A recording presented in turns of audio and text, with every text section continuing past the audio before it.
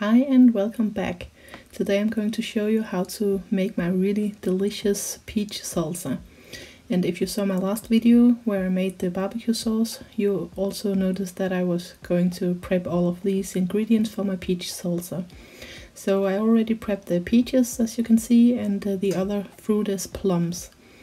And I picked out a lot of my yellow and orange tomatoes and some different colors and kinds of chilies that I'm going to use for this salsa. So it will be a really yellow one, it won't be red, and it will be really sweet without any added sugar. I'm going to use just a little erythritol to make it the exactly right amount of sweetness.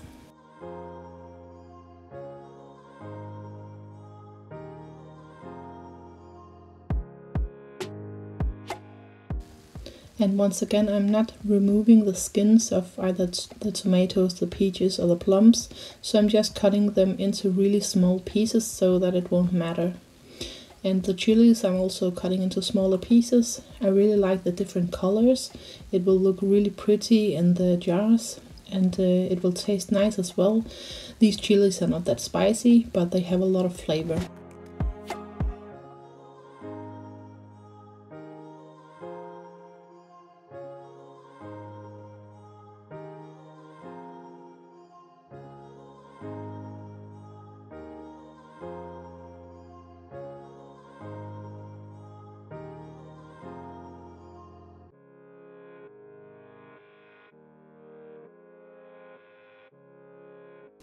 I already cut up all of the onions that I'm going to use, also into really small pieces, and I just fried it up in some olive oil. And the garlic I just put onto the other things here in my top. And now I'm just putting it into my pan, and I'm just going to boil it for a while. And as you can see, my pan is already a little dirty, and that is from the barbecue sauce that I made in the last video. So I really enjoy to make a lot on the same day and just reuse the dishes so I don't have that much to wash in the end. Now I'm putting in some white balsamic vinegar, and this is the erythritol. And as I mentioned before, I'm just using a little because all of the fruits and the yellow tomatoes are so sweet that I don't need a lot of it.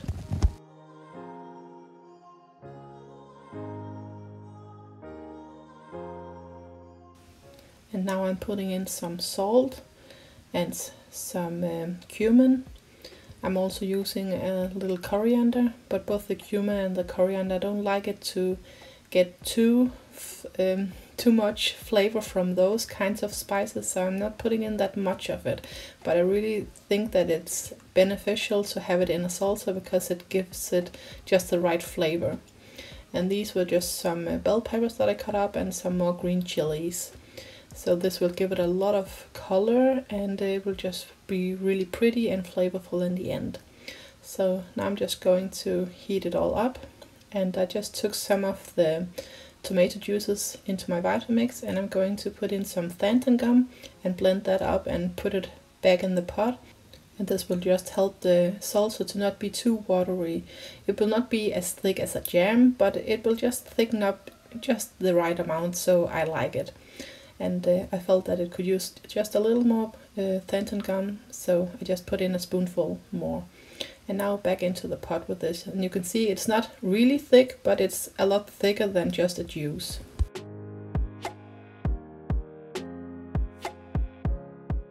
You can always just adjust the spices to your liking. And now I just boiled it for a while, and I think it has the right consistency. So I prepped all of my jars, and now I'm putting the salsa into them. These are just some smaller jam jars that I'm using because my husband doesn't like salsa that much, so it will mostly be me that's eating it. So I'm putting it into smaller jars just to be sure that I can empty a jar before it goes bad.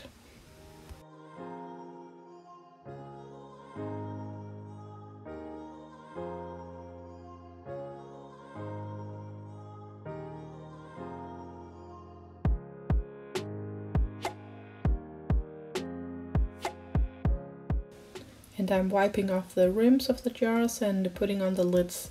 And these are lock lids, so I will tighten them really well. And now into my water bath canner.